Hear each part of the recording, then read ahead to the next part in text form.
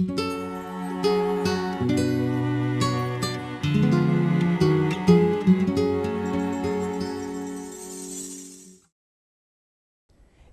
saudara pemirsa yang dikasih oleh Tuhan, kembali sukacita kita bersama-sama untuk menikmati program yang indah ini.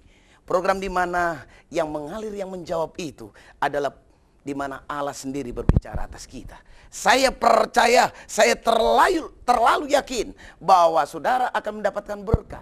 Saudaraku yang terkasih dalam Tuhan, mari seperti biasa saya ajak saudara, kalau saudara ada firman, ada Alkitab di rumah saudara, mari kita membaca. Hari ini kita membaca dalam Yohanes 8 ayat yang pertama sampai yang ke-11. Yohanes 8 ayat yang pertama sampai yang ke-11. Ya, oke. Perempuan yang berzina. Lalu mereka pulang masing-masing ke rumahnya. Tetapi Yesus pergi ke Bukit Zaitun. Pagi-pagi benar ia berada lagi di bait Allah dan seluruh rakyat datang kepadanya. Ia duduk dan mengajar mereka. Maka ahli-ahli Taurat dan orang-orang Farisi membawa kepadanya seorang perempuan yang kedapatan berbuat zina. Mereka menempatkan perempuan itu di tengah-tengah, lalu berkata kepada Yesus, "Rabi, perempuan ini tertangkap basah ketika ia sedang berbuat zina. Maka dalam hukum Taurat memerintahkan kita untuk melempari perempuan yang demikian. Apakah pendapatmu tentang hal itu?" Mereka mengatakannya hal itu untuk mencobai Yesus, supaya mereka memperoleh sesuatu untuk menyalahkannya. Tetapi Yesus membungkuk lalu menulis dengan jarinya di tanah. Dan ketika mereka terus-menerus bertanya kepadanya, ia pun bangkit dan berdiri lalu berkata kepada mereka, "Barang siapa di antara kamu tidak berdosa, hendaklah ia pertama melemparkan batu kepada perempuan itu." Lalu ia membungkuk pula dan menulis di tanah. Tetapi setelah mereka mendengar perkataan itu, pergilah mereka seorang demi seorang, memulai dari yang pertama, yang tua. Akhirnya tinggallah Yesus seorang diri dengan perempuan itu yang tetap di tempatnya. Lalu Yesus bangkit dan berdiri dan berkata kepadanya, "Hai perempuan, di manakah mereka? Tidakkah ada orang yang menghukum engkau?" Jawabnya, "Tidak ada Tuhan." Lalu kata Yesus, "Aku pun tidak menghukum engkau. Pergilah dan jangan berbuat dosa lagi mulai dari sekarang." Saudara pemirsa yang dikasih oleh Tuhan, sungguh indah bentangan firman Tuhan ini. Sungguh mantap jika kita dengarkan dan kita taruh dalam iman kita. Sebelum firman Tuhan ini kita dengar, izinkan saya berdoa. Bapa Surgawi yang kami kenal di dalam nama Tuhan Yesus, kepastian yang pasti adalah di saat kita menyerahkan seluruh kehidupan kami ini, kita ini dalam tangan-Mu. Dan saya percaya bukan kalimat pendeta yang kami butuhkan, bukan oleh karena seorang hamba Tuhan yang kami perlukan dalam tutur katanya, sebab semuanya itu sifatnya sementara dan tidak akan pernah mampu merubah hidup kami. Kami mau Bapa, biarlah Roh-Mu berbicara atas kami. Oh, sembuhkan kami yang sakit, kuatkan dikala kami lemah, beri penghiburan tak kala kami mulai susah. Dan saya percaya melalui program ini, oh Yesus berbicara dengan kuasanya. Haleluya. Segala kekuatan setan apapun bentuk namanya, kami patahkan di dalam nama Yesus. Dan biarlah karya Roh Kudus menyertai, membina kami, mendidik kami untuk mengerti kebenaran, dan kebenaran itu yang akan memerdekakan kami. Dalam nama Yesus kami berdoa. Haleluya, haleluya. Saudara pemirsa yang dikasih dalam Tuhan, saudara yang terkasih dalam Tuhan, ini peristiwa perikop yang complicated. Secara spontanitas, kadangkala inilah penggenapan firman. Secara complicated, ini kadangkala kita mendapatkan sesuatu yang mendadak. Yesus sedang jalan-jalan pagi-pagi benar kata Alkitab di Bukit Zaitun menuju ke bait suci. Ada peristiwa yang konyol, yang kadang-kadang itulah potret-potret kita. Pagi-pagi benar Yesus pergi ke bait Allah. Betapa indahnya mengangkat suara untuk kemuliaan Tuhan. Duh, betapa indahnya. Tetapi di sisi lain orang-orang Farisi pagi-pagi betul, sama-sama pagi. Seharusnya kan pendeta Biston Seharusnya orang rohaniawan cari Tuhan. Justru cari perkara-perkara. Cari orang yang sedang hohohihe. Saudara pemirsa yang dikasih oleh Tuhan. Sungguh ironi. Sungguh menyedihkan. Bahkan memalukan dari peristiwa ini. Tapi justru saudaraku yang kekasih dalam Tuhan. Ada peristiwa yang akan membalut luka saudara dari peristiwa ini. Saudaraku, mari kita berkacang untuk selanjutnya. Kita baca ayat yang ke-10. Lalu Yesus bangkit berdiri dan berkata kepadanya, "Hai perempuan, di manakah mereka? Tidak adakah seorang yang menghukum engkau?" Saudaraku yang kekasih dalam Tuhan, saya percaya Yesus ini berbicara tentang kebenaran. Yesus dalam kondisi seperti itu diperhadapkan dengan apa yang namanya makan buah si malakama. Dimakan ibu mati, tidak dimakan bapak mati. Seolah-olah seperti itu. Yesus menghadapi yang namanya persaingan tidak sehat. Itulah yang kita ada sekarang ini. Dalam masalah ekonomi kita menghadapi persaingan yang tidak sehat. Dalam masalah asmara kadangkala kita menghadapi persaingan yang tidak sehat. Betul? Saudara yang terkasih dalam Tuhan, Yesus berkiprah ke poros bait Allah. Dan akhirnya menang. Tetapi persoalannya sekarang ini kita lihat dari peristiwa ini. Kenapa mereka pergi? Kenapa? Dari yang bangkotan sampai yang kecil pergi. Padahal Taurat memberikan legitimasi. Orang yang sedang berbuat zina, ketangkep basah, mati dirajam batu. Sampai mati. Saudara dengar baik. Rupanya inilah yang ingin saya berikan tema kepada saudara. Sebagai bentangan hidangan buat saudara yang menyaksikan program ini. Satu hal. Izinkan saya memberikan tema. Misteri setitik hitam. Yesus sedang berbicara tentang setitik hitam. Dan itulah kita-kita ini. Setiap orang dari yang mulai gigi susu sampai gigi palsu. Semua ada yang namanya setitik hitam. Sehingga jangan heran ibu. Jangan pernah engkau melihat suamimu itu sempurna. Jangan heran rumah tangga kadangkala. Saya waktu pacaran. Belum pernah lihat dia sempurna banget. Udah ganteng, kaya lagi. Tapi saya tidak pernah berpikir kenapa dia bisa seperti itu ibu. Jangan pernah engkau berharap suamimu sempurna. Sebab apa? Ada sesuatu yang ingin saya bagikan kepada saudara. Misteri setitik hitam.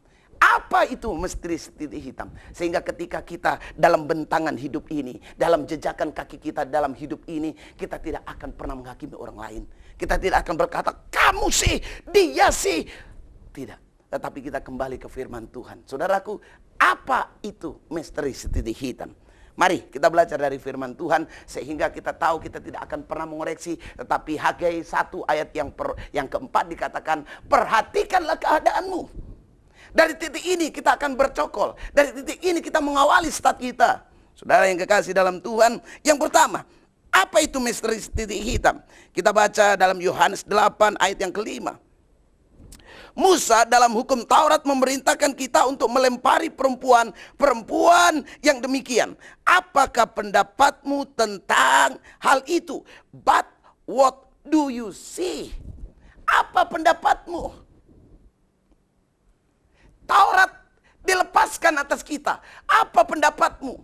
Sebagian yang kurang mengerti tentang Taurat, habisin aja dia. Sebagian yang setengah-setengah Taurat, hantam aja dia. Tetapi Yesus tidak berkata seperti itu. Saudaraku, apa misteri dibalik setitik hitam ini? Yang pertama, apa pendapatmu? Saya percaya ketika kita berkiprah atas kita ini, siapa sih kita ini? Saya percaya saudara, setitik misteri hitam itu sebenarnya yang pertama adalah undangan Yesus untuk hadir ke dunia ini. Yohanes 3 ayat yang ke-16 dengan jelas, dengan mantap ditulis. Dengan jelas dikatakan begini, karena begitu besar kasih Allah akan dunia ini, sehingga dikaruniakan anak yang tunggal itu. Dan saudaraku yang kekasih dalam Tuhan, artinya saudaraku, Yesus tidak akan pernah turun ke dunia kalau tidak ada kalimat love, kasih itu. Sehingga saudara dengar baik, hari ini apalah artinya? Rumah tanggamu pakai merek-merek, pakai salib, pakai ayat, mulai dari ruang tamu sampai gudang ada ayat Alkitab.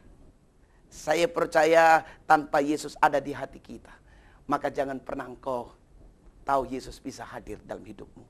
Jika Yesus hadir dalam rumah tanggamu, saudaraku, inilah yang saya sebut misteri titik hitam adalah undangan spesial buat kita untuk Yesus hadir. Karena dosamulah Yesus hadir dalam dunia. Oleh karena jeritan orang-orang yang hina papa, di kala siang menjerit kelaparan, tercekik dengan seluruh kehausannya. Saudaraku, Yesus hadir untuk orang-orang itu. Ketika menjerit oleh karena persoalan besar, oleh karena dosa yang tidak akan pernah terampuni dengan segala fasilitas dunia ini, Yesus hadir di situ. Saudara dengar baik, Yesus hadir oleh karena undangan setitik hitam itu. Saudaraku, ketika engkau mengundang Yesus, jangan harap dia hanya menjadi seorang tamu. Kadangkala kalau kita undang teman kita, kita hadir. Apa itu tamu yang kita undang? Pertama, tamu itu kita undang. Yang pertama, karena dia punya masa. Yang kedua, tamu itu kita undang karena dia adalah sahabat kita. Yang ketiga, tamu itu kita undang karena saudara dengan kita. Tapi Yesus bukan tamu sekedar tamu, tapi tamu spesial. Oleh karena misteri titik hitam itu, jadikan Yesus bukan sekedar tamu, tetapi raja di dalam hidupmu. Kalau dia hanya sekedar tamu, maka saudara memberikan toleransi. Tuhan, engkau ada di ruang tamu ya, jangan masuk di ruang yang itu. Di situ tempat aku berzina. Tuhan, engkau tetap di sini ya, jangan masuk di kamar itu. Jangan Tuhan, karena di situ kamar itu tempat saya sedang menikmati judi. Tuhan, jangan masuk di tempat itu ya. Sebab apa? Di situ kan tempat Will Tuhan. Aduh, malu saya Tuhan. Saudara dengar baik, undang Yesus sebagai raja di atas segala raja. Sehingga saya percaya kita berkiprah, kita berjalan, kita melangkah oleh karena tuntunan Dia. Dan Alkitab berkata, bersama Yesus maka kita cakep menghadap masalah. Amin. Yang kedua, saudaraku yang kekasih dalam Tuhan, apa misteri titik hitam itu? Ayat yang ke-8 begini, dikatakannya, lalu ia membuku pula dan menulis di tanah. Wrote on the ground. Dia menulis di tanah, di dasar yang paling dasar. Kenapa Yesus tidak berteriak-teriak? Kenapa Yesus tidak membela dirinya? Tapi satu hal, inilah kebijakan ilahi. Ketika kita menyadari, saudaraku, setiap orang ada setitik hitam. Satu hal perlu renungkan. Rupanya Yesus mengembalikan sesuatu kepada asal kita. Dia menulis ke tanah. Artinya apa? Menyadarkan kita bahwa kita ini asalnya dari tanah. Saya terlalu percaya Allah bisa membuat engkau, hei saudaraku, bisa buat engkau dari emas intan berlian. Amin. Allah bisa. Allah bisa ciptakan engkau dari emas intan berlian. Kenapa Dia ciptakan engkau dari tanah? Baru diciptakan dari emas, baru tanah saja sudah sombongnya minta ampun. Apalagi diciptakan dari emas. Mungkin jalannya bisa petentang-petenteng kayak badak kali. Baru diciptakan dari tanah saja, aduh, gak perlu urusan bicara, langkahnya sudah berubah, dikala lipatan uang sudah menumpuk di dompetnya. Aduh, kasihan dia loh. Saudaraku, oleh sebab itu, Yesus menulis di tanah. Engkau boleh kaya, tapi ingat, kalau engkau menyadari bahwa dirimu jadi tanah, maka engkau tidak akan pernah sombong. Boleh engkau pangkat, tapi ketika engkau menyadari dirimu dari tanah, maka engkau tidak akan pernah mampu dan mau untuk engkau arogansi. Ketika engkau menghadapi orang-orang gelandangan, orang-orang duafa, engkau peka dengan penderitaan orang lain seperti itu. Amin, saudaraku. Oleh sebab itu, ingatlah bahwa kita ini tanah belaka. Artinya apa? Tanah itu dekat dengan kematian. Menyadarkan kita bahwa kita tidak tahu kapan kita dipanggil. Selalu dalam khotbah-khotbah ilahi yang saya pamerkan, saya paperkan dalam suatu khotbah-khotbah KKR. Saya menyebutkan bahwa, dengar baik, setiap orang itu akan kembali dalam suatu antrian kematian. Kalau saudara tahu bahwa setiap orang akan mati, maka satu hal, mereka akan lebih maju untuk mencari Tuhan. Ingat, Alkitab bicara, carilah dahulu kerajaan Allah dan kebenarannya, maka semua akan diberikannya sebagai tambahan. Tapi pendeta, saya perlu duit. Betul, carilah dahulu kerajaan Allah, semua akan tambahkan. Kalau saudara membalik ayat itu, bisa jadi ditambah, tapi penyakit kita ditambah. Kalau kerajaan Allah bukan yang pertama engkau Cari, maka betul ditambah. Tapi musuhmu yang ditambah. Amin. Saudaraku yang kekasih, ingat bahwa misteri setitik hitam itu yang kedua. Menyadarkan engkau bahwa dirimu dari tanah liat. Saudaraku, betapa dan siapapun kita, maka urusan ilahi itu kita harus sungguh-sungguh serius. Sebab apa? Kita ini sebenarnya dekat dengan panggilan. Kita tidak tahu. Nomor sudah ada di kita, tinggal nunggu panggilan kapan saja. Betul? Boleh jadi saudara duluan, baru saya belakangan. Atau saya belakangan, baru saudara duluan. Saudaraku yang terkasih dalam Tuhan, ini yang kedua. Dan yang ketiga, saudaraku yang terkasih dalam Tuhan, yang ketiga ayat yang ke-11. Jawabnya, tidak ada Tuhan. Lalu kata Yesus, aku pun tidak menghukum engkau. Pergilah dan jangan berbuat dosa lagi. Mulai dari sekarang. Siapa sih kita? Jika kita marah, kita seolah-olah kita yang paling kudus. Dia yang paling kudus. Siapa sih kita? Diangkatnya kita jadi pendeta, dilantiknya kita jadi majelis. Seolah-olah jemaat itu adalah tumpukan golongan orang-orang yang paling berdosa. Gak ada yang disebut dia itu suci sedikit. Saudaraku yang kekasih, yang ketiga, Yesus saja mau mengampuni. Hai ibu, kenapa suamimu sudah minta ampun, engkau tidak mengampuni? Hai saudaraku, kenapa? Kenapa sampai 10 tahun ini saudara sampai pernah bilang, saya pernah dengar ada seorang majelis yang berkata, sampai mati pun saya tidak akan pernah mengampuni dia. Saudara dengar baik, Yesus mengampuni orang yang berdosa ini. Saudaraku yang terkasih dalam Tuhan, oleh sebab itu dengar baik. Yang ketiga ini, apa itu misteri setitik hitam? Yang pertama, rupanya, yang pertama tadi sudah saya katakan, Yesus, mengundang Yesus, jadikan dia sebagai raja. Yang kedua, apa misteri hitam itu? Misteri hitam itu adalah, yang pertama tadi disebutkan, yaitu undangan spesial. Yang kedua tadi apa? Menyadarkan siapa kita. Yang ketiga, saudaraku, yang terakhir, dikatakan tidak ada Tuhan. Rupanya inilah dosa kita. Dosa bukan berarti mencuri. Dosa bukan sekedar merampok. Dosa bukan berarti hanya minum mabuk, judi, tidak. Tapi dengar baik, dosa ketika tidak ada Tuhan. Saudaraku, sederhana. Engkau ingin, tidak perlu engkau berbuat dosa. Saudara, tidak ada Yesus dalam hidupmu, neraka pasti. Dengar baik, ini firman Tuhan. Kalau tidak ada Yesus dalam hidupmu, neraka pasti. Hai anak-anak Tuhan, pemirsa yang budiman, dengar baik, kadangkala inilah lupa. Boleh jadi pangkat ada di dalam hidupmu. Rumah tanggamu bergelapan dengan seluruh kehidupan mewah, tapi tanpa Yesus, maka sia-sialah hidupmu. Apalah artinya dunia ini engkau miliki, tanpa Yesus engkau miliki. Saudaraku dengar baik, Yesus membawa kita, mengangkat dari lumpur dosa, membawa dalam kemuliaan. Oleh sebab itu dengar baik, malam hari ini Yesus ingin berbicara secara pribadi kepada saudara. Dan saya percaya saudara akan mendengarkan suaranya yang bergema dalam hatimu. Dan dia akan berbicara secara pribadi demi pribadi. Saudaraku yang kekasih dalam Tuhan. Jadi apa misteri titik hitam? Yang pertama sudah saya tayangkan, itu adalah undangan spesial buat Yesus hadir dalam hidupmu. Engkau boleh mengundang apapun, siapapun, tapi undang Yesus sebagai ultimatum yang tertinggi, yang terutama. Yang kedua, apa misteri titik hitam? Yaitu yang kedua, mengingatkan siapa kita. Jangan sombong jika engkau ada di atas, dan jangan sampai minder jika engkau di bawah. Karena apa? Tanah itu ada hembusan napas Allah. Amin. Jangan sampai saudaraku nunduk-nunduk kepada orang kaya. Jangan sampai saudara nunduk-nunduk. Kita ini anak Allah. Ada roh Allah. Sama-sama kita punya roh Allah. Jangan sampai minder. Yang ketiga, saudaraku yang kekasih, apa misteri setitik hitam itu? Dikatakan di sini, misteri setitik hitam itu, yaitu dosamu. Dosa bukan hanya berbuat jahat, tapi ketika Yesus tidak ada dalam hidupmu. Yesus harus ada sendiri saja dalam hidupmu. Sehingga saudara, ketika engkau berkata, Yesus hadirlah dalam rumah tanggaku, maka dia yang ada siap dalam hidupmu, maka mengangkat dan memulihkan keluargamu. Di layar-layar televisi ini ada nomor-nomor telepon yang siap menjawab persoalan saudara, yang siap membantu dalam pergumulan doa-doa saudara.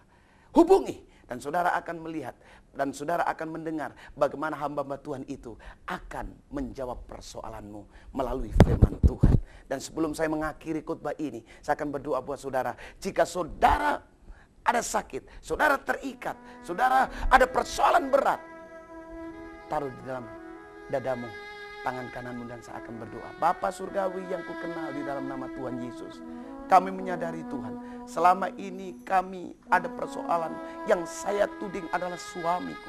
Selama ini jika kami punya masalah, yang saya tuding adalah anakku. Selama ini kalau kami ada persoalan berat, kadangkala Engkau sendiri yang sebagai tudingan kami, sebagai kambing hitam kami Tuhan. Ampuni kami Tuhan. Rupanya kita ini semuanya ini ada titik hitam. Dan kami percaya Tuhan, ampuni kami. Dan hari ini Bapa, Engkau jamah setiap orang yang pemirsa yang mengalami persoalan berat, penyakit-penyakit yang mereka alami ini dalam nama Yesus, Engkau jamah Tuhan. Dan saya percaya Tuhan melalui program ini, jemaat-Mu akan dibangun kembali, jemaat-Mu akan kembali diangkatnya. Nama Tuhan Yesus kita muliakan. Terima kasih Bapa, di dalam nama Tuhan Yesus kami berdoa. Haleluya, haleluya. Saudaraku, pemirsa yang dikasih oleh Tuhan, kembali hari ini, kembali saat ini kita akan melihat program yang sama. Di mana saudaraku, ini acuan buat kita. Sehingga apa? Sehingga ketika kita mulai sumpah, jangan pernah nuduh kanan kiri. Koreksi diri kita. Apa yang kurang dari kita? Kembali titik hitam itu ada dalam hidup kita. Jangan sampai titik hitam itu menjadi titik yang besar menghancurkan keluargamu. Kembali titik hitam itu undang Yesus. Kembali titik hitam itu mengingatkan siapa kita. Kembali titik hitam itu adalah dosa-dosa kita. Kembali kepada Yesus, maka dosamu akan dihapuskan. Saudara pemirsa yang dikasihi Tuhan, oleh sebab itu maju terus dalam Tuhan. Tanggal 27 Juli, bulan Juli, tanggal 20 dan 21, kami El Shalom akan mengadakan KKR. Saudara boleh hadir, saudara mendengarkan dan mengikuti dan hadirilah KKR itu. Saudara akan disembuhkan, bawa orang-orang sakit, bawa orang-orang yang terikat narkoba apapun bentuk namanya. Saya percaya ada apa dengan cintanya, Yesus mengasihi saudara. Amin. Saudaraku yang kekasih, sebelumnya mengakhiri program ini, kembali taruh dalam hatimu, Tuhan ampuni kami kalau selama ini kami menyakiti anak saya. Saya akan panggil dia dan saya akan peluk, nak selama ini aku yang salah. Selama ini pak saya yang salah. Selama ini bos saya yang salah. Dan saya percaya Tuhan akan pulihkan. Jika kita menyadari segala sesuatu itu datangnya dari Tuhan, terimalah apa adanya. Sebagai suatu bentangan didikan perubahan, rombakan dari Allah. Supaya Alkitab berkata dengan jelas, dikatakan begini, indah pada waktunya. Saudara pemirsa yang dikasihi Tuhan, oleh sebab itu bersama Yesus kita menang. Maju terus dalam Tuhan, sebab Allah kita ada Allah yang mengasihi saudara. Amin.